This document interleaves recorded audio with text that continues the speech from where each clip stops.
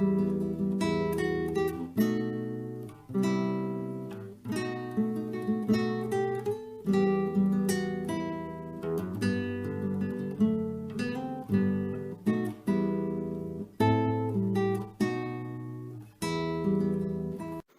paz do Senhor, meus irmãos. Nós vamos hoje, pela graça do Senhor, dar continuidade ao nosso curso sobre a Trindade. Vamos lá, vamos conhecer melhor essa doutrina e saber se ela realmente é bíblica ou não. Eu quero começar aqui com o texto de João, capítulo 1, versículo 1 a 5. Em grego, nós vamos analisá-lo, tá? E o que acontece? Esse é um texto-chave dentro da teologia. Existe locais ali, pessoas que interpretam, grupos, melhor dizendo, que interpretam esse texto de diferente forma. Alguns entendem que o Theos aqui de João 1, ele deve ser entendido como um Deus com letra minúscula. Outros, por sua vez, entendem que Theos aqui, ele deve ser traduzido como um aditivo. Então, qual que é a melhor tradução? Bem, eu já quero dar uma introdução dizendo que nenhuma tradução que eu conheça tenha vertido Theos por um Deus com letra minúscula nesse texto. Eu desconheço alguma tradução, além das Testemunhas de Jeová, que tenha feito isso. Mas, vamos lá. O que nos interessa é realmente o texto grego, tá? Então, vamos lá. A gente tem aqui uma frase temporal, a ideia aqui, né? Enarche en hologos. Eu vou ler o texto e depois a gente comenta, ok? Enarche en hologos, kai hologos en proston theon, kai theos en hologos, houtos en enarche proston theon, panta di autoegenitu, kai horis autoegenitu udehen ho gegonen. En auto zoi en kai zoi en tophos ton anthropon, kai tophos en te scotia faini, kai scotia auto u catelaben. Tá ok? O que nós temos aqui? Bem, a gente tem aqui o versículo 1, ele para, vejamos aqui onde ele para. Ele para aqui no Logos, certo? Aqui é o fim do versículo 1. E o que acontece? Nós temos três partes. Aqui eu tenho um versículo dividido em três partes. A conjunção cai aqui, ela vai marcar a divisão de três partes. Então, essa parte aqui é a primeira parte. Daqui para cá é a segunda parte. E nós temos outra conjunção aqui, que vai mostrar que daqui para cá já é a terceira parte do versículo, fechando em logos. Então, o versículo 1 está subdividido em três partes. Vamos analisar cada uma delas. Enarche é simplesmente uma frase aqui temporal no início. En é um verbo, esse aqui é o verbo ser, estar, existir, é o verbo em mi no imperfeito. A ideia aqui é que ele pode ser traduzido como no princípio era, no princípio estava ou no princípio existia, tá? O sujeito da frase é logos, que se refere a Jesus. Nós sabemos que Jesus é a palavra de Deus. Então, o logos, a palavra de Deus, ela era no princípio. A ideia aqui é uma frase de tempo, no princípio é um tempo. Então, no início de todas as coisas, Jesus estava presente nesse início. As coisas não tinham sido criadas ainda e ele já estava ali. Isso é uma frase, principalmente por ter um verbo no imperfeito que mostra uma ideia de continuidade. Então, eu tenho uma ideia aqui de que Jesus ele é eterno. O texto ele me passa a concepção aqui de que Jesus ele já estava existindo desde os primórdios e que ele não passou a ser, ele sempre foi. Por quê? O verbo en, ele está no imperfeito de mim. E essa frase é um dativo de tempo. Nesse sentido, Jesus ele já estava desde o começo. Se João quisesse dizer que Jesus foi criado, ele teria criado uma outra construção. Em vez do verbo en, ele teria colocado o verbo egeneto, que a gente encontra mais aqui adiante nesse mesmo texto. Então, como ele usa o verbo en, que mostra não uma ação completa, mas uma ação incompleta, justamente por isso que é um imperfeito, aqui nós temos a ideia de o logos eterno. E aqui ele vai dar início à sua segunda parte. E esta palavra, que ele já acabou de afirmar que ela é eterna, e detalhe, o verbo imperfeito do indicativo, ele é verbo apropriado para narrativas. João, ele não está fazendo uma poesia. João está fazendo uma narrativa, tá? Quando você pega ali a gramática de Lourenço Estélio Rega, ele vai dizer ali que o imperfeito, ele é usado para narrativas, ele é apropriado para narrativas. João aqui não está fazendo uma poesia. Veja só, a palavra, aqui novamente ele vai pôr esse verbo, estava. Aqui eu tenho uma preposição com um acusativo. Bem, segundo Dunker, que é um gramático, ele vai dizer que isso aqui é um acusativo de relacionamento. E é interessante porque esse verbo aqui, ele é um verbo que ele vai pedir dois complementos. Presta atenção que legal. A palavra estava. Aí você vai me perguntar, estava aonde? E essa resposta, ela é respondida aqui no início, ó, en arche. Ela estava no princípio. Mas esse é um verbo bitransitivo, ele precisa de uma outra resposta. Ela estava aonde? No princípio. Mas ela estava com quem? Ela estava com Deus. Veja-se, pros ton theon. Então você vê que esse ton theon, ele é o acusativo, objeto direto do verbo que responde à ideia. Então, a palavra, além de ser eterna, ela estava se relacionando junto de Deus nesse princípio. As coisas não tinham existido ainda. Não existia matéria, não existia homem, não existia céus, só existia Deus e só Ele mesmo. Era o início de todas as coisas. E a Bíblia diz que junto de Deus havia Jesus, a palavra, e os dois se relacionavam nesta união perfeita, tá ok? Então João ele já vai dando alguns nortes acerca dessa doutrina. E ele continua, e Deus. Veja só, agora é legal porque esse Deus aqui, você percebe que aqui eu tenho Deus no acusativo, que é o objeto direto do verbo. Aqui eu tenho no nominativo, você vê que mudou o theos dali é o theon daqui, certo? Então o que eu tenho aqui? Esse theos é o theon daqui. Tá? Mas o que eu tenho aqui? Por que mudou a função sintática? Você percebe que esse theos, ele vem antes do verbo. E isso é significativo. Você percebe também que antes dele não existe um artigo, mas que propositadamente, logos, que é o sujeito da frase, leva artigo. Então você vê aqui que logos, ele leva um artigo. Agora, o legal é que quando você tem dois substantivos, porque theos ele é um substantivo e logos também é um substantivo. Quando você tem dois substantivos no nominativo, aqui você tem o que é chamado ou você tem a ideia aqui de um sujeito composto, mas para ter um sujeito composto era necessário haver uma conjunção CAI para fazer a ligação entre o primeiro sujeito e o segundo sujeito, o que você não encontra aqui. Ou você pode ter um nominativo sujeito e um nominativo predicado. Bem, isso é legal porque quando você pensa no nominativo predicado, o nominativo predicado, ele trabalha como um adjetivo altamente enfático.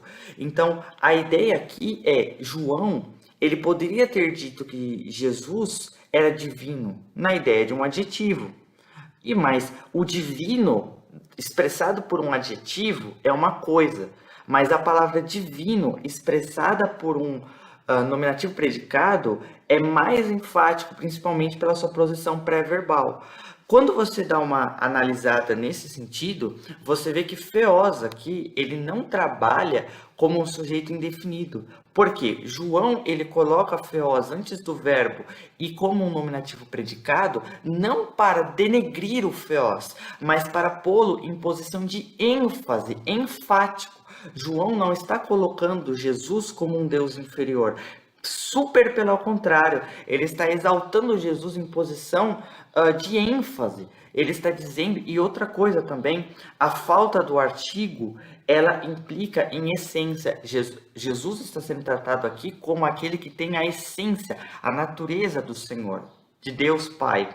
Então você tem o Deus Pai se relacionando com o Deus Filho desde o início de todas as coisas, tá ok? Então é isso que o texto ele está nos revelando. Quando você continua aqui, você tem um pronome relativo, masculino, singular, nominativo, né? Então, pronome demonstrativo. Esse pronome demonstrativo faz referência a logos. Então, este, né, este que vi aqui logo atrás, estava no princípio com Deus. Então você vê, aqui João, ele cria a ideia de separação entre o pai e o filho. Ele estava no princípio com Deus. Novamente é um verbo bitransitivo. Ele estava aonde? No princípio, objeto indireto. Com Deus, objeto direto, o acusativo, colocando aqui a ideia de que ele estava no princípio junto de Deus, tendo esse relacionamento com Deus e já sendo atemporal, certo? Então ele vai colocar isso aqui. Então, a ideia é, o acusativo, ele trabalha aqui como um acusativo de relacionamento, mas ele também trabalha como um objeto direto do verbo. Se Jesus estava, ele estava com alguém, justamente por isso que eu tenho uma ideia de um acusativo de relacionamento. É uma ideia de eu me relacionar com alguém. Então, eu preciso criar a ideia de duas pessoas que se relacionam entre si numa união perfeita, onde o Pai é 100% Deus e o Filho compartilha da mesma essência do Pai, sendo 100% Deus, assim como o Pai, tá ok? É exatamente o que João está descrevendo aqui, tá certo? Agora, o legal é que a Trindade, ela não vai pregar três deuses, porque alguém poderia falar, mas isso é louco, isso é um absurdo. Se você tem o Deus Pai, você tem o Deus Filho, então você tem dois deuses? Negativo. Negativo. Veja só o que você tem aqui. Enarhei praston theon, pantadiautu egénito. Tudo, né, todas as coisas, por meio dele foram feitas. Então, ele é o agente, ele é aquele que cria todas as coisas. Ele é o intermediário de todas as coisas, o mediador da criação, aquele que fez todas as coisas, aquele que a partir dele todas as coisas veio a existir. Nesse sentido, se ele é aquele que deu início a todas as coisas, então ele tem que ser o criador. Veja só que legal. E veja só que isso aqui não é relativismo, isso aqui é todas as coisas. Não existe a palavra heteros, não existe a palavra heteros. Existe somente panta. Panta, ele é um adjetivo. E aqui ele trabalha, né, no sentido de que todas as coisas foram feitas por Jesus.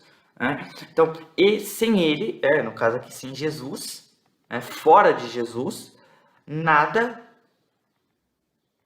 ou nenhuma só coisa do que foi feito se teria feito. Então a ideia aqui é gegonen é um verbo no perfeito, no tempo perfeito, que vai dar a ideia do seguinte, alguma ação pontual no passado, mas que tem os seus efeitos no presente. Então a ideia aqui é o que hoje existe, o que hoje está criado, foi feito no passado. Mas o que nós hoje conhecemos, que teve o seu início no passado, nós só conhecemos e nós só podemos ver, tocar essas coisas que hoje existem por conta de Jesus.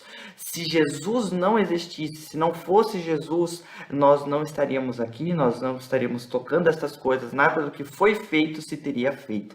As coisas que foram feitas e continuam feitas e continuam sendo sustentadas por Deus, a criação de Deus que continua sendo sustentada por Deus, Deus não abandonou a sua criação, Deus continua soberano, cuidando dela. E, nesse sentido, Jesus é a razão do nosso existir e a partir dele todas as coisas vão existir. Veja só que isso não é inferência minha, isso é o próprio texto. Quando João ele coloca o gegonen, ele dá a ideia de um perfeito. Não tem perfeito. Isso aqui não é inferência minha. Veja que eu não estou nem trabalhando com os textos em português, eu estou trabalhando com os textos em grego. E os textos em grego são altamente enfáticos. Então, assim, não adianta vir aqui nos comentários querer dizer que eu estou colocando inferência no texto. O texto diz por si mesmo, tá? E ele continua, né? Nele estava a vida, então, ou seja, Jesus ele é autoexistente, ele existe por si próprio, e a vida era a luz dos homens, ou seja, ao mesmo tempo que ele é a vida, no sentido de ser eterno, a vida era a luz dos homens, no sentido de que ele ilumina, ele veio a essa terra, né? E esteve aqui junto com os homens. Então aqui é a humanidade e a divindade de Cristo, as duas naturezas do Senhor Jesus, tá? Então é nesse sentido, ok? Então a gente vai trabalhar aqui. Vamos lá. Vejamos. Então você tem a luz dos homens e aí você vai entrar aqui em outra parte. Lembra que essa aqui é uma conjunção, certo? Uma conjunção coordenativa. E a luz, né?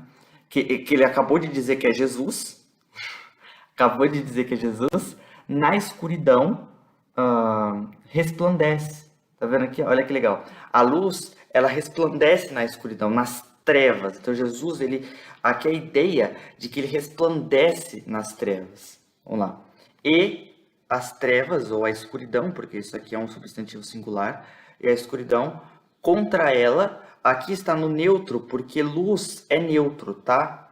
Mas no português, luz é feminino, então a luz, né? Então vai ser contra ela. Não prevalece, né? Não prevalece. Aqui a ideia de que as trevas não podem prevalecer, não podem vencer contra a luz que é Jesus, ok? Então vamos lá. Agora o versículo 14. E a palavra, essa mesma palavra que ele já tinha descrevido ali em cima, né? Sarx, novamente aqui ele vai pôr a ideia de um nominativo predicado. É legal porque aqui você tem um nominativo que tem um artigo, ele é articular de propósito. João, ele colocou um artigo aqui de propósito, e sarx, ele é anartro, mas ele é um anartro definido. Por quê? Porque ele não tem um artigo de propósito, porque ele é um nominativo predicado enfático anartro definido. Por que ele é definido sendo anartro? Porque está sendo trabalhado com enfático, está sendo trabalhado com ênfase aqui. Então, o que acontece aqui? E a palavra se tornou carne. Que carne? E tabernaculou conosco. E vimos a sua glória. Veja só que legal. Deus se fez homem, habitou entre nós, nós tocamos nele, nós vimos a glória dele. Que glória! A glória como do unigênito do Pai, que vem do Pai, da parte do Pai, que compartilha das coisas do Pai, gente de origem, Plares Haritos, Alefeias, ou seja, cheio de graça de verdade. Ou seja, que ele traz consigo a sua essência divina. Jesus nunca deixou de ser Deus. Ele apenas abriu mão de seus atributos por alguns instantes, por algum momento ali, mais especificamente durante o ministério dele aqui na Terra, que durou, segundo os estudiosos, 33 anos e meio, certo? Então, assim, nesse sentido, Jesus nunca deixou de ser Deus. Jesus apenas abriu mão de seus atributos para poder vir e nos salvar. Ok? Então, a análise sintática aqui desse texto, eu vou parar por aqui. Existe muito mais coisas, tá? Ok? Se eu vou passar aqui só para vocês darem uma olhada.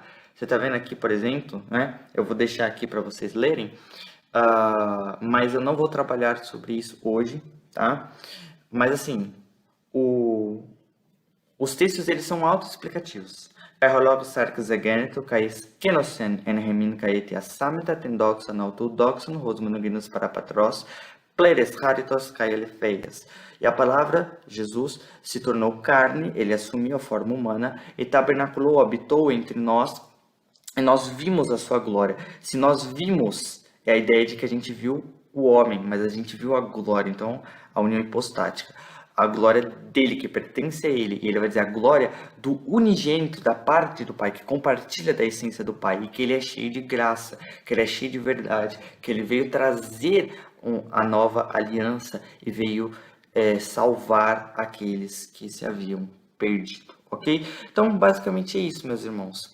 E por fim, eu gostaria de dar uma palavra aqui, dizendo, amados, cuidado com essas seitas aí no YouTube, cuidado, meus irmãos, a situação é séria, cada vez mais pessoas aí deturpando os textos bíblicos, amados, foquem na Bíblia, estudem a palavra de Deus, sabe, não se vendam aí por pouca coisa não, tá? Jesus, ele está voltando, tá certo?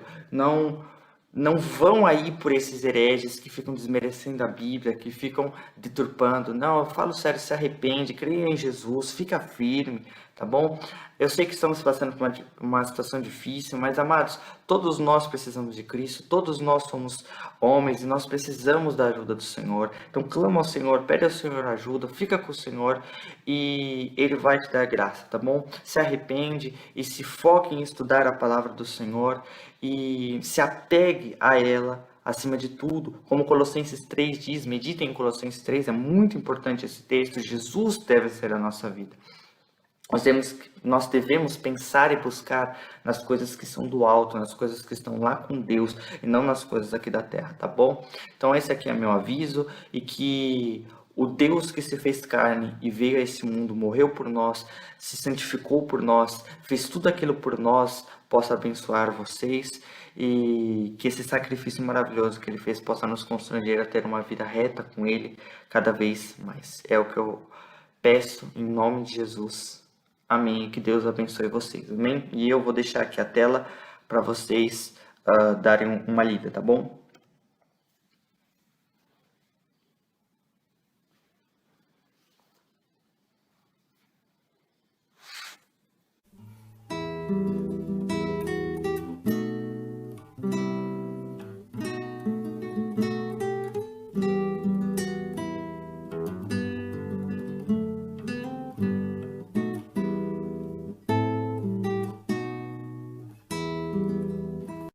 A paz do Senhor, irmãos. Neste vídeo nós vamos dar continuidade ao curso Trindade na aula 3 deste curso. Na aula número 2, nós trabalhamos esses dois textos gregos aqui, certo? E nós vamos dar continuidade, ok? Vamos lá. Agora aqui nós temos outro texto e aqui fica interessante. Kai ego erotisso, aqui nós vemos já um verbo no futuro, né? Esse sigma aqui ele é característico do tempo futuro. Erotisso ton patera kai alon. Eu deixei em vermelho porque essa palavra é muito importante, tá? A gente vai trabalhar sobre ela.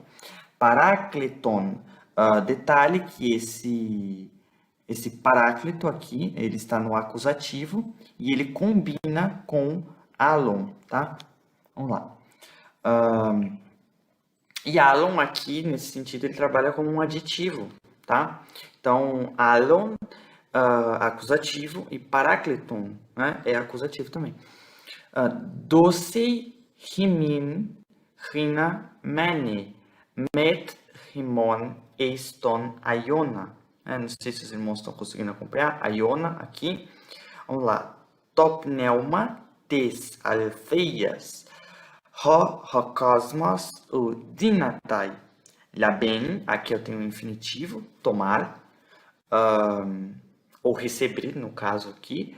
Hot o theory, auto o diagnoski, auto rimeis diagnoskite. Essa terminação aqui é da segunda pessoa do plural, o vós, né? Porque ele vós não conheceis, né? No caso aqui, auto hot parhemin mani kai en hemin estai. Ok, então vamos lá. O que nós temos aqui é o seguinte. E eu, aqui eu já tenho um sujeito, tá? A análise sintática aqui é muito importante. Você tem e eu é o sujeito, né? Essa conjunção aqui, ela trabalha na ideia de conectar o texto, que no caso, versículo 15, ao 16, então e, dando a sequência, a narrativa de Jesus, e eu, no caso aqui, esse eu está no nominativo, então ele trabalha aqui como sujeito, rogarei, certo? Futuro, então eu vou pedir, então esse aqui já é o verbo. Este verbo, rogar, é a ideia, eu vou rogar, pedir, né? Pedir a quem? Aí você precisa de um objeto, um complemento, um predicado. Qual seria? Ton patera. Então, nesse caso aqui, ton patera é o objeto direto de erotesso. Então, eu, sujeito, vou pedir, e aí o vou pedir para quem? Qual que é o predicado, o complemento, o acusativo? O objeto direto deste verbo seria ton patera, eu vou pedir ao pai. Então, ao pai, ele trabalha aqui também como eu vou pedir para ele. Então, ele é o destino com o qual eu vou pedir, certo? Então, nesse sentido, o que nós temos aqui é divisão de pessoas. Jesus é um sujeito, tanto que ele é colocado no nominativo, ele é o sujeito número 1, e patera aqui é uma outra pessoa, tá ok? Aqui nós já vamos desmistificar, vamos aqui refutar, destruir, desconstruir o unicismo. Então, aqui nós já temos o sujeito e aqui o predicado, certo? O complemento do verbo. Então, nesse sentido, eles não podem ser a mesma pessoa. Então, a trindade até aqui permanece intacta. O unicismo perde aqui. E outro, a gente já vai trabalhar sobre esse alon, ele é muito importante. Consolador, parácleton. Alguns pronunciam como paracleto, né? Mas, assim, o acento ele está aqui nesse A, mas é só questão de pronúncia mesmo, mas tá bom. Parácleton, docei, então esse docei aqui, ele já é um verbo, e geralmente ele é um verbo bitransitivo, ele pede dois complementos, né? Então, a ideia aqui é o seguinte, e dará, esse aqui também está no futuro. Ele dará. Então, Deus, no caso aqui, Jesus está orando a Deus e Deus vai dar. Aí a ideia, o que ele vai dar? Então, esse verbo, ele pede um complemento, um predicado, um objeto direto. Quem? Ele vai dar outro consolador. Então, aqui você pode ver que isso aqui já está no objeto direto. E por que isso acontece? Porque Jesus, ele vai falar, eu não vou deixar vocês órfãos. A ideia aqui é que Jesus era aqui na terra, enquanto ele estava na terra, Jesus era aquele que cuidava dos apóstolos, mas Jesus ia ascender aos céus, ia morrer, ia ressuscitar. Então ele fala, não vou deixar vocês órfãos, eu vou pedir ao Pai e o Pai vai dar outro Consolador. Então a ideia aqui é clara, né? Eu vou subir para o Pai, mas eu não vou desamparar vocês, o Espírito Santo vai ficar no meu lugar. Então isso força com que o Espírito Santo seja outra pessoa distinta de Jesus, ok?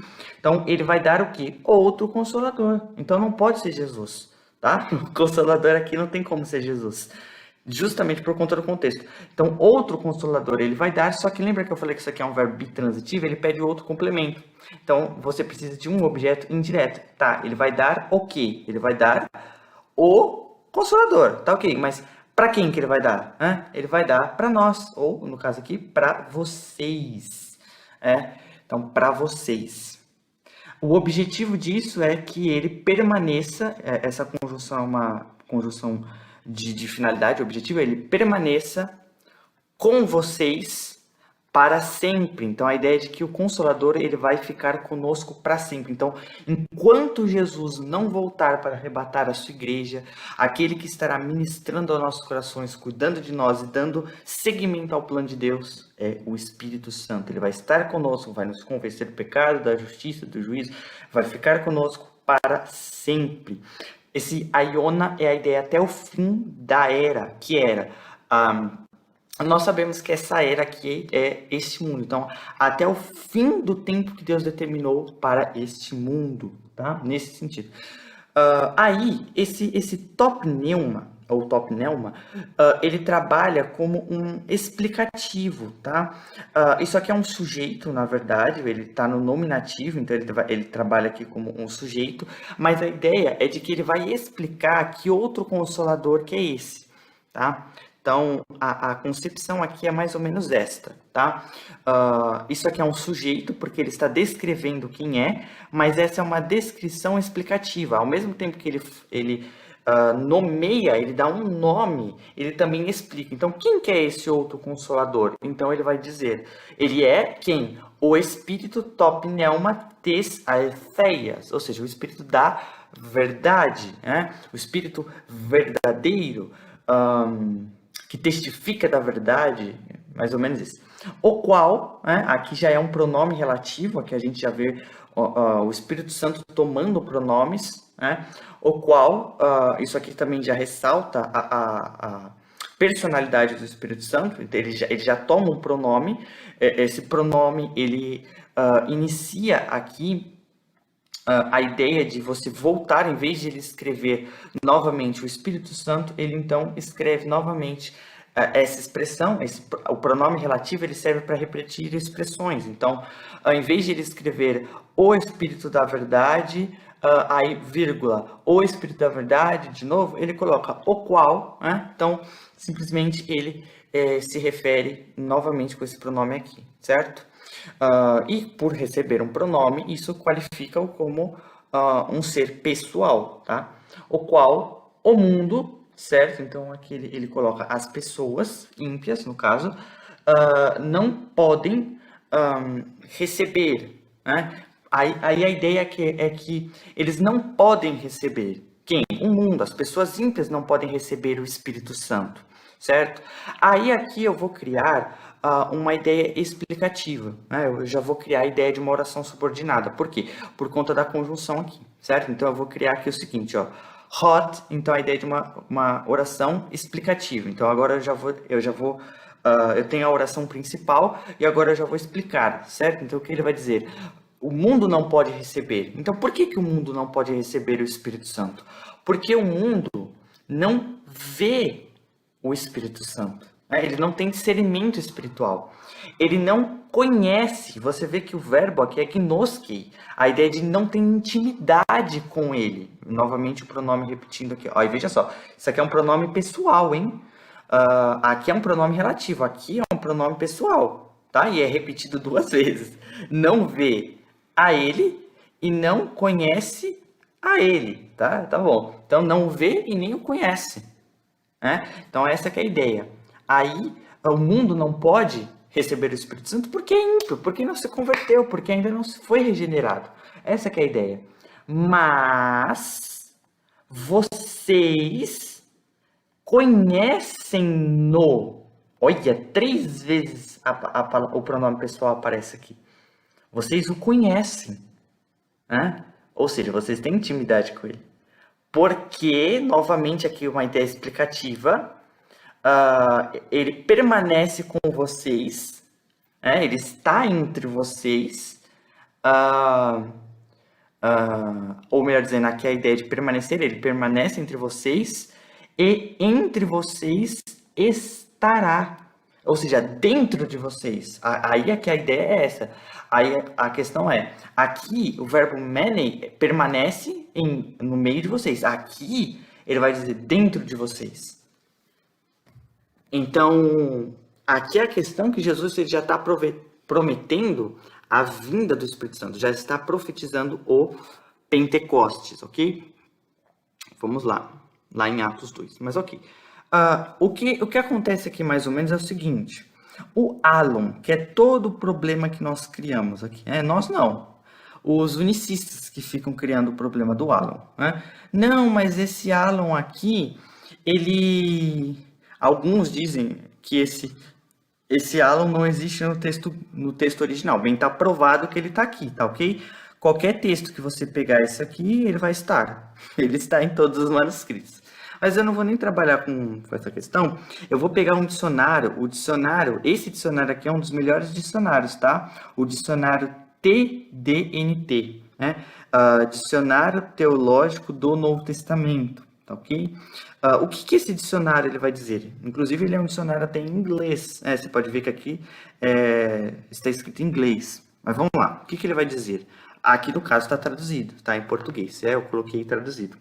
Alos, né? Aí, deixa eu explicar. Aqui, os irmãos vão ver que tem um sigma, sim, porque allos, neste aqui, ele está aparecendo na sua forma léxica, nominativa. Aqui, ele está aparecendo como predicado, como complemento do verbo. Por isso que ele vai aparecer como um acusativo.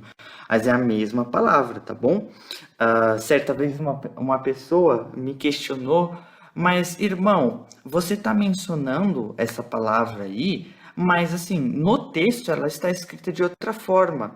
Aí eu tive que explicar para ele. Uma vez me questionaram sobre isso, a gente estava conversando sobre Romanos, e aí eu citei a questão da lei, nomos, que está no nominativo. Mas aí ele falou, mas irmão, ali no texto grego não está nomos, está nomo. É porque aí eu tive que explicar para ele. É que lá no texto grego está conjugado no caso genitivo. Aí eu tive que explicar. Então, amados, é a mesma palavra, tá? Só está em conjugações aqui em caso diferente, ok? Dado isso, nós vamos continuar aqui. O que significa allos? Allos, ele é para você entender allos, você tem que comparar com heteros, tá? O que acontece? Qual que é a diferença de allos para heteros? E detalhe, aqui deveria ter uma aspiração, tá? Deveria ser mais ou menos assim, tá? Heteros, tá? Eu sei que aqui tá aparecendo um i, mas aqui tem um acento aqui que vai fazer uma pronúncia aspirada, então vai ficar heteros, ok? O que acontece? Allos, ele denota diferença numérica em o que? Distinção a diferenças qualitativas. Fantástico. O que o texto está dizendo? O texto está dizendo que esse allos, ele identifica número e não qualidade. O que é isso? O que significa? Significa que eu, né, Pai, e aqui no caso Espírito Santo, representado pelo Consolador, tá? Eu é a primeira pessoa aqui que é Jesus. Patera, aqui é a segunda pessoa que é o Pai, né? E aí ele vai dizer alon. O que é isso? Que a terceira pessoa, né, ela tem a mesma qualidade, veja só que não é diferença qualitativa. Então isso significa que o Parácleton, ele tem a mesma qualidade da segunda pessoa, a mesma qualidade da primeira pessoa, ele tem a mesma essência, a mesma qualidade dos dois, mas o que ele é? Ele é distinto numericamente, ou seja, ele tem a mesma essência dos dois, mas ele é um ser numérico diferente. Então, aqui você tem uma pessoa, aqui você tem duas pessoas, aqui você tem três pessoas. Veja só, isso não é inserção minha, isso é um dicionário, tá? Quem está dizendo isso é um dicionário. Fantástico quando eu li isso aqui, né? Allos. Vamos lá, novamente, aqui ele vai dar mais informações sobre allos. Aqui ele colocou uma ideia resumida e aqui ele vai adicionar mais. Adiciona, o que allos faz? Isto além de, deixa eu explicar, em ideia numérica. Então, allos é para diferenciar de número. É isso além daquilo. Então, ou seja, é novamente na ideia numérica, de ele estar adicionando números, né? Heteros distingue um de dois.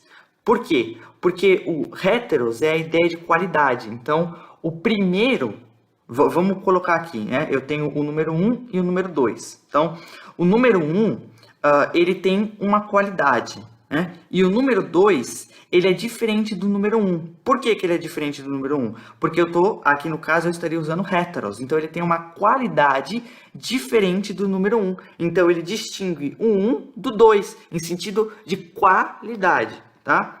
Aí, o que ele vai dizer? Todo heteros é um allos. Aí, pronto. Vocês estão falando, não estão entendendo mais nada. Deixa eu explicar isso aqui, né? O que ele está dizendo é que todo ser que vejamos assim, se o número 2, né, tem uma qualidade diferente da número 1, né, do número 1, é óbvio que eles não vão ser as mesmas pessoas. Então é por isso que ele está falando que todo heteros, todo ser que tenha diferenças qualitativas, né, ele então será seres numéricos, porque o primeiro ser tem uma qualidade e o segundo ser tem outra qualidade. Então, eles são seres distintos, de qualidades distintas, tá? É por isso que ele fala que todo heteros é um halos. Mas, detalhe aqui, ó, muito importante, nem todo halos é um heteros. Por quê? Porque nem todo ser que é distinto numericamente é distinto de essência. É exatamente o que o texto está dizendo. O Filho, o Pai e o Espírito são três pessoas em número distinto, mas compartilham da mesma essência. Veja só que isso aqui é um léxico, um dicionário que está dizendo, tá? Halos geralmente denota simples distinção de indivíduos, novamente na questão numérica, né? Agora, o que é héteros? Héteros envolve a ideia secundária de diferença de espécies. Então, a ideia de que, nesse caso, se em vez de halos fosse heteros, então eu teria que o Espírito Santo é de uma espécie, de uma qualidade, de uma essência distinta. E não é o que o texto está dizendo. O texto está dizendo que o Espírito Santo ele é diferente do Pai, ele é diferente do Filho, mas ele compartilha da mesma essência. Ele só é diferente numericamente. Ou seja, isso significa que o Espírito Santo é um ser distinto do Pai, é um ser distinto do Filho, mas eles compartilham da mesma essência e são um único Deus. Tá ok? Três pessoas em um único Deus. O texto é claro, o texto é simples, não tem como argumentar, não tem o que dizer acerca disso, tá ok? Bem, dado essa introdução, nós temos mais coisas aqui, tá? O que acontece? Deixa eu só explicar uma coisa aqui. Os irmãos estão vendo aí que aqui eu tenho um texto em hebraico. Eu tentei colocar em um formato um pouco mais bonito, mas não foi, tá? Eu não consegui transformar isso aqui num formato mais bonito, ok? Então, infelizmente, ficou com essa fonte. Mas, Vayeri kasher hit'u oti Elohim mibeit avi, tá? E aqui eu coloquei de forma literal. É lógico que o hebraico não se traduz de forma tão literal assim, né? O hebraico ele é bem desconexo.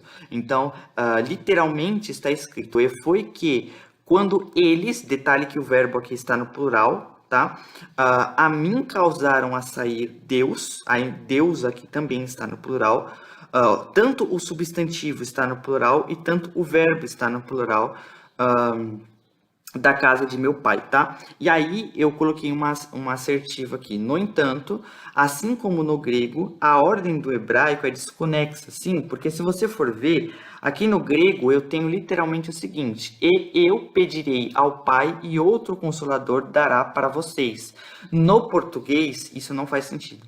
No português deveria ser: e eu pedirei ao Pai e ele dará para vocês outro consolador. Ou ele dará para vocês, ou melhor dizendo, seria mais ou menos assim, a segunda assertiva seria: e ele dará outro consolador para vocês. Então, essa seria a ordem sintática no português, tá? Só que no grego não tá assim.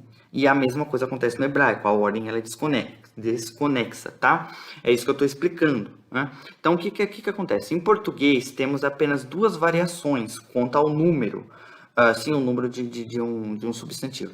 Ele pode ser singular, né? Ou ele pode ser plural. Sim, no português, no caso, né? Português. Em hebraico, no entanto, nós temos três formas. Nós temos o singular, nós temos o dual para representar pares de pessoas. Então, você tem dois olhos, né? Então é um dual. Você tem dois pés, é um dual, né? Duas mãos, é um dual. Então, e plural quando é mais de dois, né? Então, obviamente, três ou mais, né? Dual é para dois apenas. Em hebraico, a forma dual é usada para coisas que vêm em pares. É o que eu falei: olhos, orelhas, mãos. A palavra Elohim e o pronome nós são formas de plural, definitivamente mais de dois. Então, veja só. É a definição aqui do que significa isso aí. E aqui embaixo eu já expliquei. E aqui eu coloquei isso aqui para representar que essa é a tradução correta, organizando aqui o texto de forma literal e a tradução correta. Como que ficaria? E foi que quando eles quem? Deus, por isso que você tem separado por vírgula, detalhe que está no plural, Quando eles quem? Deus, né, me fizeram novamente, ó, veja só, plural, sair da casa de meu pai. Aí você fala, mas, gente, que história que é essa? Pois é, eu estou provando no hebraico que isso aqui está no plural. Agora, judaizantes, binitarianistas, eles não falam isso para você. Jamais que uma pessoa vai apresentar esse texto e vai falar, não, o verbo aqui é um verbo rifil, perfeito, terceira pessoa, masculina, no plural. Ah, não, não pode, porque se falar isso, vai desconstruir toda a doutrina deles. Então, não fala porque não pode. Amados, vamos parar de ser desonesto. Isso aqui está no plural, tá? Aqui esse prefixo aqui mostra que está no refil. E esse shurek, ele mostra que está no plural, tá ok? Mas assim, eu vou parar o vídeo por aqui para não ficar muito longo. E a gente tem muito mais coisas para trabalhar aqui. Só quis dar esse gostinho aqui para vocês acerca desse texto em hebraico, que ele está no plural, irmãos. Não tem como escapar. O Antigo Testamento também fala sobre Trindade. E veja só que é Gênesis 20, 13. Eu não tenho visto ninguém falar desse texto aqui. Poucas as pessoas, né, que falam desse texto aqui, ó. Eu conheço Gênesis 1, 26. Esse aí é clássico, todo mundo menciona. Mas Gênesis 20? Quem que menciona? Os judaizantes não falam isso para você, mas tá no plural sim.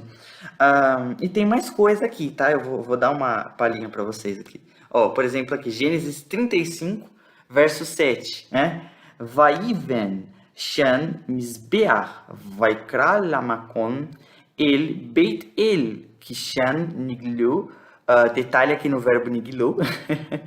Elai Hailohim, né? Então, aqui é a tradução. E construiu ali um altar e chamou o lugar de El Bet El, porque ali se revelaram, detalhe que isso aqui também está no plural, esse verbo aqui está no plural, tá? É um nifal perfeito 3MP, ou seja, terceira pessoa masculina no plural. O shurek mostra plural e o nun com hirik mostra o nifal, tá? O tronco nifal. E Elohim é clássico que está no plural. Então, se revelaram para ele o Deus. Então, Deus, né? Na tradução a gente traduz no singular, mas no hebraico está no plural. Então, Deus se revelaram. Então, isso é legal, porque tanto o verbo e tanto o substantivo estão no plural. O que isso significa? Significa que Deus é um só, né, em questão de divindade, mas ele é três em pessoas. Entendeu? Simples. E aqui eu tenho também em Isaías, né? Isaías 54, versículo 5. Né? E, enfim, eu não vou trabalhar com Isaías aqui, mas aqui já tem a tradução, tá? Eu só teria que explicar para vocês que no caso de Isaías, aqui eu tenho um sufixo pronominal da segunda categoria, e esse sufixo do tipo 2, ele marca o plural no hebraico, tá? E detalhe também nessa palavra aqui, que eu vou querer mencionar também, depois, talvez no próximo vídeo, se o senhor assim permitir, tá ok? Mas aí tá aí para vocês verem aí, tá? A tradução já tá aí, e é só para dar um gostinho para vocês que sim, nós temos textos no Antigo Testamento que fala da Trindade, que menciona tanto o verbo e tanto o substantivo no plural. E eu já imagino que alguém vai falar, irmão, mas isso aí que você está mencionando é plural majestático, irmão. Não, irmão, isso aí você já está distorcendo. Não é bem assim. A questão ali nesse texto é plural majestático. Amado, calma, eu já sei desse tipo de argumento e eu tenho resposta para ele, tá bom? Fiquem na paz do Senhor. E no próximo vídeo a gente continua, se o Senhor assim quiser. Mas antes antes de terminar aqui, eu queria dar uma orientação. Os PDFs, tá, irmãos? Eles vão estar lá no meu canal no YouTube, não. No Telegram, tá bom? Os PDFs estão lá no canal do Telegram. E, irmãos, muitas vezes eu coloco conteúdo no canal no Telegram e não posto aqui no YouTube. Então, vocês têm que me seguir por lá também, tá? Mas, assim, o importante é a gente ficar firme com o Senhor, é a gente se apegar, a ler a palavra, estudar a palavra do Senhor, aprender mais que Jesus está voltando. Nós precisamos nos arrepender, precisamos parar de ser herege, parar de pregar heresia, se render à palavra do Senhor, certo? E vamos, então, verdadeiramente buscar ao Senhor de verdade, enquanto Ele pode ser achado, antes que seja tarde demais, tá ok? Fiquem na paz do Senhor e que Deus abençoe vocês em Cristo Jesus. Amém?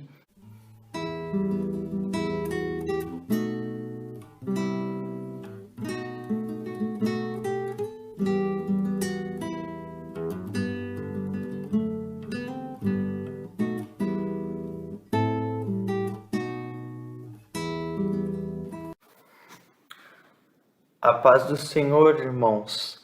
Nesse vídeo nós vamos dar continuidade, pela graça de Deus, ao curso Trindade. Esta aqui é a aula 4. E, bem, na aula passada a gente viu alguns textos em hebraico, né? Eu expliquei que tanto o substantivo, esse substantivo aqui, tanto o verbo, eles estão no plural, e mostrei aqui, provei, esse aqui é um verbo, esse aqui é um substantivo. Então, o shurek, aqui no final, essa letra aqui, ela marca um verbo no plural, e aqui ha-Elohim, com esse plural em hirak, yod, masofit, é marcado também o plural em hebraico, plural masculino, tá ok? Então, eu mostrei isso. O que faltou eu explicar é a questão do sufixo pronominal aqui, certo? Esse sufixo pronominal aqui, ele, no hebraico, você tem dois sufixos. Você tem o sufixo pronominal do tipo 1, da primeira categoria, né, que seria para substantivos no singular, e você tem o substantivo da segunda categoria, que é para o sufixo pronominal da segunda categoria, que é para substantivos no plural, ok? Então, basicamente isso.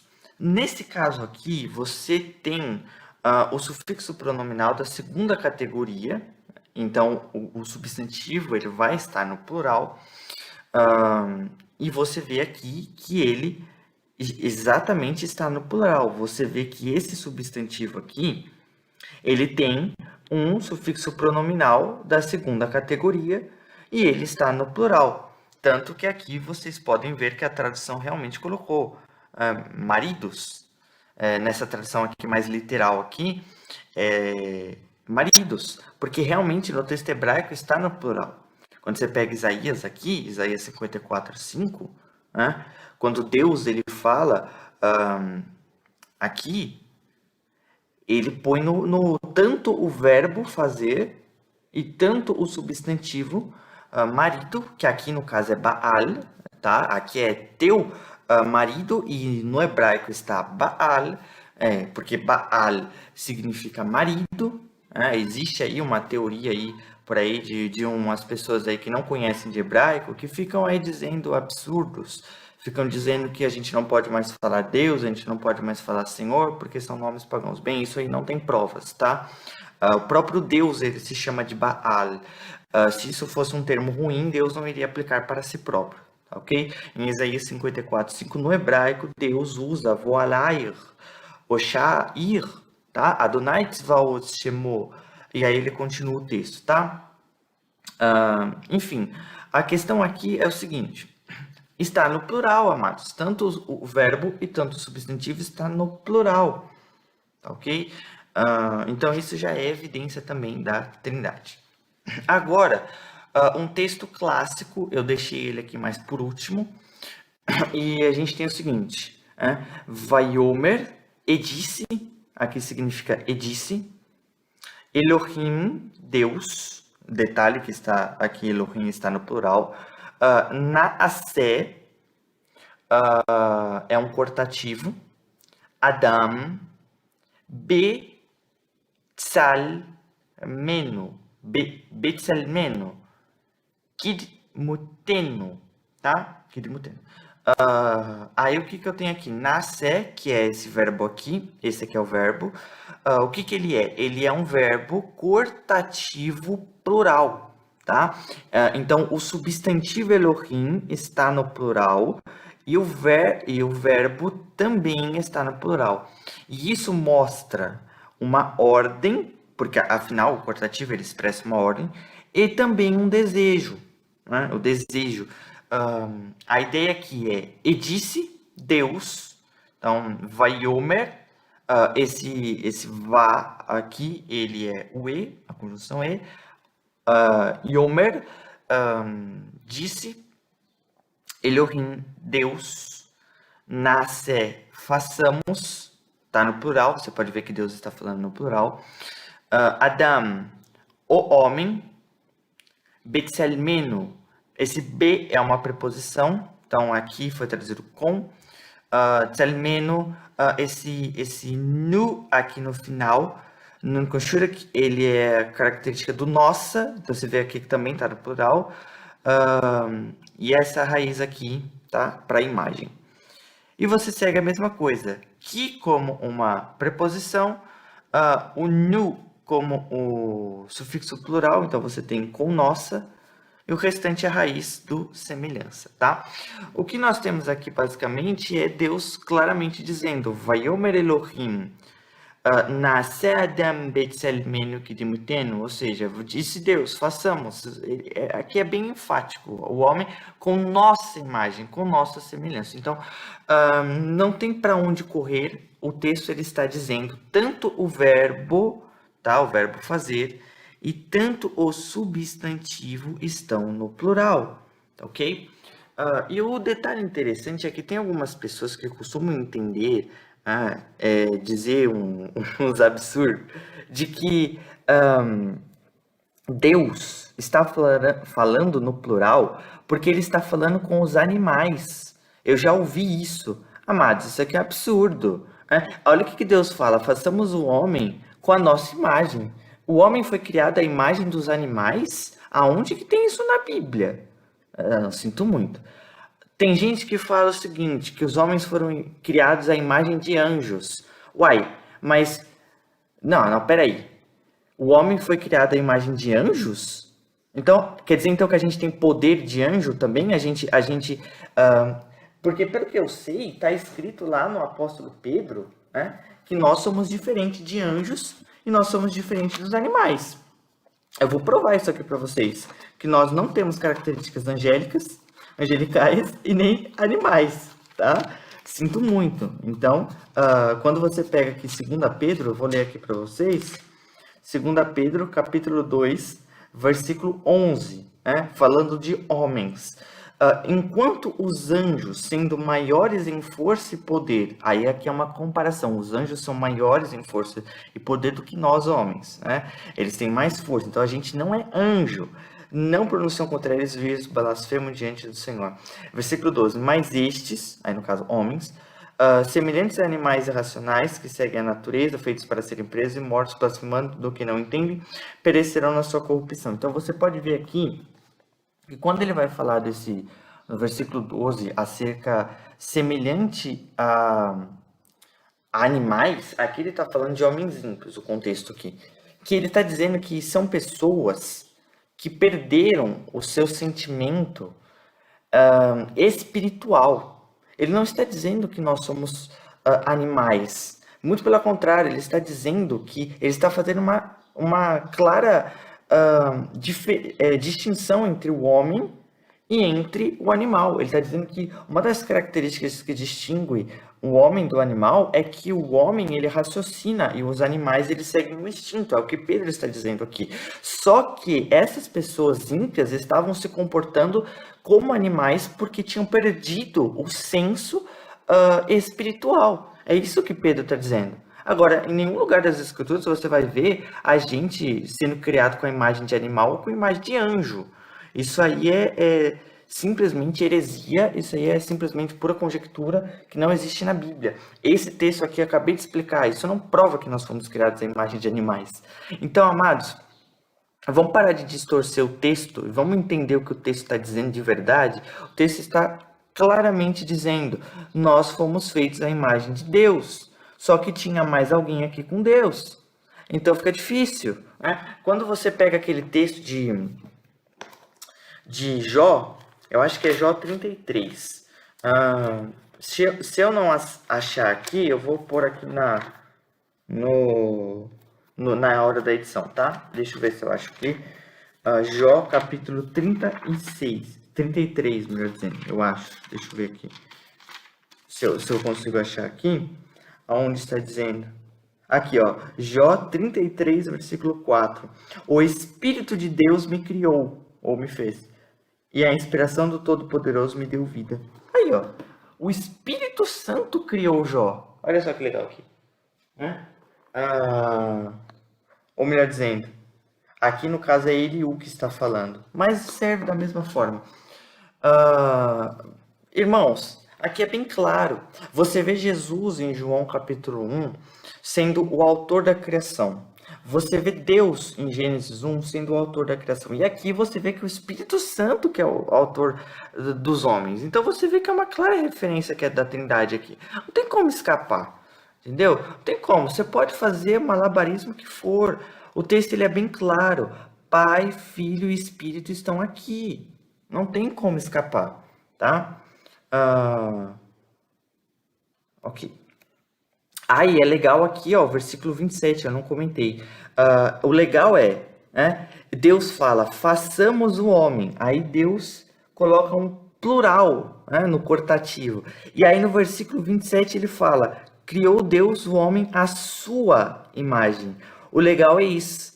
Porque no versículo 26 ele usa o quê? Ele usa um verbo no plural. Aqui ele usa no singular. Por quê? Porque apesar de eles serem três pessoas distintas, eles são um único Deus. A explicação é simples, irmãos. Qualquer pessoa que fugir dessa linha de raciocínio vai ser herege. Porque assim, não tem condições. Você querer dizer que Deus estava falando com os animais é um absurdo. Deus está falando com os anjos é outro absurdo. Com quem que Deus está falando? Com fantasminha? Não, ele está falando com Jesus e com o Espírito Santo, amados. Entendeu? Então vamos parar aí de torcer as escrituras. Agora, legal esse ponto. A declaração de que existe apenas um Deus, ela pode ser vista durante toda a Bíblia. E aí eu coloquei as referências aqui, tá? Mas o fato de que existe mais de uma pessoa divina não sugere múltiplos deuses. Isso é muito legal. O Pai, o Filho e o Espírito Santo são pessoas distintas.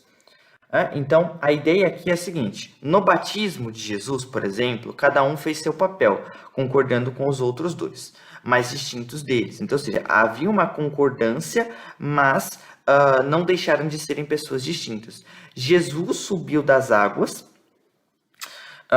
o Espírito Santo ele desce como pomba sobre Jesus e o Pai ele fala dos céus. Você vê que todos esses eventos eles culminam em um só evento. Jesus ele sai das águas, o Espírito testifica que aquele é o Cristo, no caso Jesus, e o Pai fala, este é o meu Filho amado. Então, todo o cenário há uma concordância em cima de Jesus, certo? Mas você vê pessoas distintas. Então, é o que eu falei. O fato de que existem pessoas diferentes, no caso de distinção numérica, como já foi explicado na aula 3, que existe mais de uma pessoa divina, não sugere múltiplos deuses. Existe apenas um Deus subsistente em três pessoas. Isso é simples, tá? Nós não pregamos politeísmo. E as pessoas que dizem que a Trindade prega politeísmo são pessoas que não entenderam a doutrina da Trindade ainda. A Trindade deixa bem claro em todos os credos trinitários. Nós cremos em um Deus. Então, por favor, vá estudar primeiro e pare de chamar-nos de politeístas, porque nenhum credo trinitário vai falar uma coisa dessa, tá? Eu vou pular essa parte aqui, é bastante coisa, tá? Aqui vai falar sobre o Espírito Santo, ok? A gente trata disso depois. Aqui eu vou tratar sobre a questão do plural majestático, né? Da onde saiu isso aí? De onde que saiu esse plural majestático? Da Bíblia não foi. Os hebraístas, esses dois hebraístas aqui, tá? O que eles dizem acerca do plural majestático? Eles dizem que os pais da igreja, os primeiros cristãos, eles entendiam o pronome nós, que é o pronome da primeira pessoa do plural, no caso no hebraico seria a primeira pessoa comum do plural, que esse pronome ele fazia referência à Trindade. Então veja só, os primeiros cristãos entendiam assim. O que eles escreveram? No caso aqui os hebraístas. O que esses dois hebraístas disseram? O plural nós era considerado pelos pais e teólogos anteriores, no caso os primeiros cristãos, quase unanimemente como indicativo da Santíssima Trindade. Veja só, comentaristas modernos, pelo contrário, consideram-no como um pluralis majestatis. O legal disso aqui é que esses dois hebraístas, eles são muito sinceros. Eles falam que os primeiros cristãos entendiam isso aí como uma referência à Trindade, mas que nos dias de hoje eles mudaram essa concepção. Veja só o que o próprio hebraísta disse. Ou como o interesse de Deus para si mesmo. Aí aqui a ideia de anjos, né? Que eu já provei que isso aqui é um absurdo. Né? Então aqui é a referência de onde que eu tirei isso aqui. Né? Todavia, só foi a partir do século XI, com um rabino, né, de nacionalidade francesa, chamado Rachi, né, conhecido como Rachi, que a expressão plural majestático passou a ter valor no mundo religioso judaico. Aí aqui eu estou citando Ezequias Soares. O que Ezequias Soares vai dizer? Ele explica acerca de Elohim. O que ele vai declarar? Ele vai declarar o seguinte: o nome Elohim apresenta os primeiros vislumbres da Trindade. Então veja só, ele é um hebraísta, tá? A declaração de Gênesis 1 traz o verbo no singular, criou, e o sujeito no plural, Elohim, Deus. O que revela a unidade de Deus na Trindade? Exatamente, o verbo está no singular, lógico. Nesse caso de Gênesis 1, o verbo está no singular e o substantivo está no plural, o que mostra que Deus é um em três. Só que o que eu mostrei ali são verbos e substantivos que mostram no plural, porque ali, quando tanto o verbo e tanto o substantivo estão no plural, então isso vai mostrar a ação das três pessoas da Trindade, tá? O que não deixa de ser um único Deus. A construção similar aparece em várias partes do Antigo Testamento, e ele vai citar, olha só o que o professor de hebraico ele vai dizer o seguinte: ele vai citar o quê? Gênesis 1, 26, e Gênesis 11, 7, e Gênesis 3, 22. Ele vai dizer, disse Deus, façamos, olha aqui o plural, o homem à nossa imagem conforme a nossa semelhança. Então disse o Senhor Deus, veja só, disse quem? O Senhor Deus, está no singular.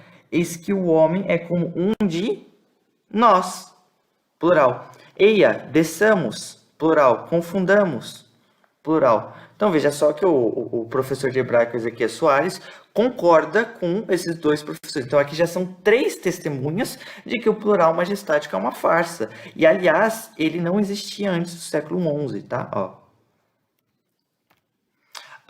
Vamos continuar aqui o que Ezequias Soares comenta. A Trindade é vista em Elohim, no vocábulo Elohim, à luz do contexto bíblico, lógico, porque nem sempre a palavra Elohim se refere ao Deus verdadeiro. Existem alguns Elohims que não são o verdadeiro Elohim, isso é lógico, ok? Então ele vai falar à luz do contexto bíblico, claro. O Novo Testamento explicitou o que antes estava implícito no Antigo Testamento, ou seja, existe Trindade no Antigo Testamento, e o Novo Testamento ele somente revelou de forma mais clara esse assunto. Isso aqui é um professor, hein, de hebraico. Os rabinos reconheceram a pluralidade neste nome. Mas, como o judaísmo é uma religião que defende o monoteísmo absoluto e não admite Jesus Cristo como Messias, isso não são palavras minhas, tá? Aqui é a citação de onde eu tirei isso aqui, de Israel, fica difícil para eles entenderem essa pluralidade. Ou seja, eles criaram o título de plural majestático para negar a Trindade e negar Jesus. É daí que surgiu o plural majestático, ou seja, uma farsa tremenda. Por origem judaica, hein? E falando nisso, eu gostaria de ler um texto aqui, né? Para mostrar aqui uma coisa interessante.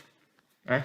Abrir os nossos olhos, amados. Né? O que eu estou mostrando aqui são textos bíblicos, são referências de outros livros também, mas eu estou provando na palavra de Deus também. Né? E fica difícil, porque tem pessoas aí que não gostam, mas eu vou provar aqui o que eu estou dizendo. Veja só. 2 Tessalonicenses, capítulo 2, né? Versículo, ou melhor dizendo, eu acho que eu errei aqui, pera. Acho que é 1 Tessalonicenses, deixa eu ver aqui. Exatamente, 1 Tessalonicenses, capítulo 2, versículo 14 ao 16.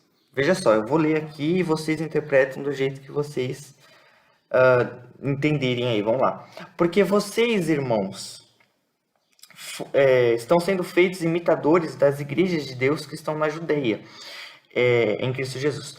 Porquanto também sofreste dos vossos próprios concidadãos o mesmo que os judeus lhes fizeram a eles, os quais também mataram o Senhor Jesus, ele está falando dos judeus, e os seus próprios profetas, e têm nos perseguido, e não agradam a Deus, e são contrários a todos os homens, e nos impedem de pregar aos gentios para que eles possam ser salvos, a fim de encherem sempre os seus pecados, mas a ira de Deus caiu sobre eles até o fim. Obviamente, ele está falando dos judeus incrédulos, ele não está falando de todos os judeus. Mas aqui fica claro que Deus, o próprio texto fala, não se agrada desses judeus incrédulos. E aqui está a própria referência de que eles negam o Messias, né? E, como vai dizer 1 João, aquele que nega o filho também não tem o pai. Então, nesse sentido aqui, o plural majestático ele é desfeito facilmente. E aí eles criaram isso aí por quê? Por quê? Porque os rabinos eles sempre entenderam que isso aqui é um plural, mas aí eles precisavam arrumar uma desculpa e a desculpa foi o quê? Plural majestático. Mas aí, mas isso é uma determinação rabínica posterior à definição de plural majestático ou de excelência, como disse, foi dada pelo rabinato posterior, ou seja, isso não existia no judaísmo antigo, tá? Isso aqui foi criado mais ou menos por volta do século 6 e 7, por conta do crescimento do islamismo como uma... Ali deu digamos assim, um boost, né, nos judeus. Os judeus começaram a criar alguns credos contra o islamismo e contra o cristianismo a partir daquele período do século 6 e do século 7, tá? Por aí, tá? E aí depois veio o rabinato aqui posterior, ali com Rashi, que acabou criando essa ideia de plural majestático, mas isso aí foi altamente uma expressão para poder negar o cristianismo e a Trindade e principalmente Jesus Cristo. Portanto, essa história de plural majestático é simplesmente um absurdo e isso não tem base, né? Nem gramatical, no caso da gramática hebraica, e nem muito menos na história. Eu sei que alguns vão citar para mim, eu já vi sites dos Testemunhos de Jeová, por exemplo, e eu pretendo falar sobre isso posteriormente, se Deus assim quiser, mostrando as gramáticas. A gramática de fulano de tal fala do plural majestático, o plural majestático. Hoje está difícil. Mas enfim, plural majestático.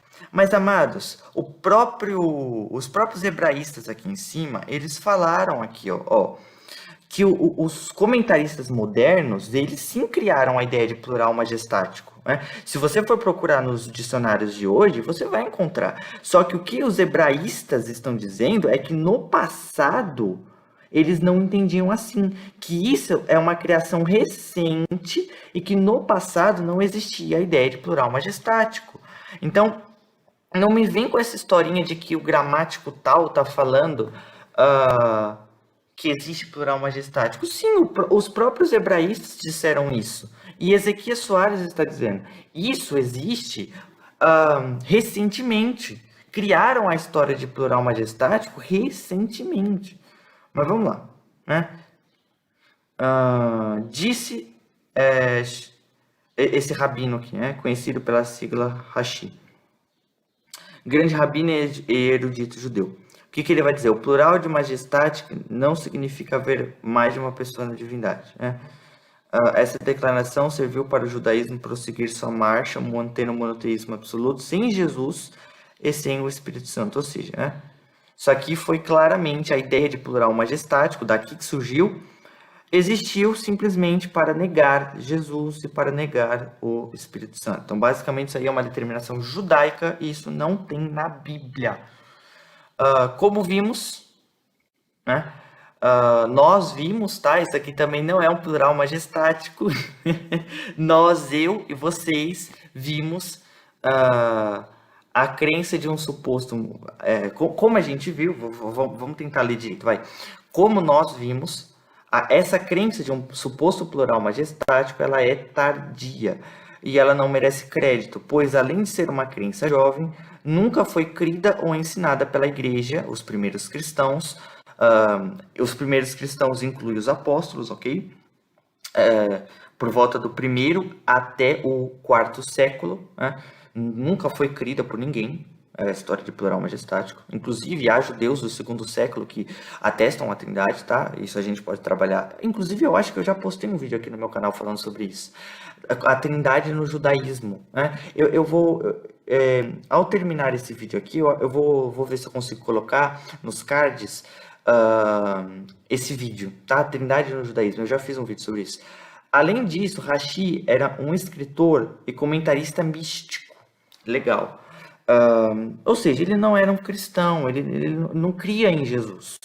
Que tem seus comentários contidos na Torá, da editora Sefer, onde ele diz que Caim deu à luz. No caso aqui, deu à luz a Caim, não. Né? Aqui deveria ser que Caim deu à luz a um filho com a Enoque, no caso, com uma irmã gêmea. Esquece isso aqui tá errado. Mas enfim, que Caim teve um filho com uma irmã gêmea, que seu sinal era um chifre, aquele sinal de Gênesis 4.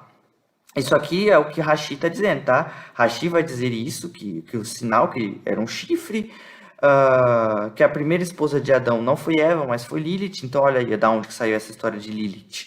Né? Esses judeus aí que criaram essas histórias, esses contos de fada, porque na Bíblia não existe isso. Né? Ideias essas que não existem na Bíblia, mas são apenas midrashs, tá? Ou seja, fontes apócrifas, extrabíblicas, não canônicas. Isto é, pura especulação de quem não teve um encontro com o Espírito Santo. Quem não é convertido, amados. Vamos ser sinceros aqui, vai. Portanto, fica aqui o alerta quanto aos ensinamentos sectários, que não são cristãos, não são bíblicos, não tem base nas escrituras, tá? E aqui simplesmente é o meu logo, o logo do meu canal, tá? Defendendo a fé cristã. Aqui é o símbolo do meu canal, tá ok? Eu sei que aí no YouTube vocês veem um guerreiro, mas estou pensando em usar esse símbolo aqui a partir de agora, tá? E basicamente essa parte aqui do Espírito Santo, eu vou deixar aqui vocês lerem, tá? Mas eu não esqueci disso aqui, eu vou trabalhar isso aqui ainda, ok? Eu vou trabalhar isso aqui ainda, no próximo vídeo, se Deus assim quiser, tá ok? E é isso aí, tá? Se vocês quiserem tirar foto, eu vou deixar aí, vou me despedir de vocês, fiquem na paz do Senhor, que Deus abençoe vocês em Cristo Jesus, amém? E eu voltarei, se Deus quiser, para explicar essa parte aqui também, tá? Deus abençoe.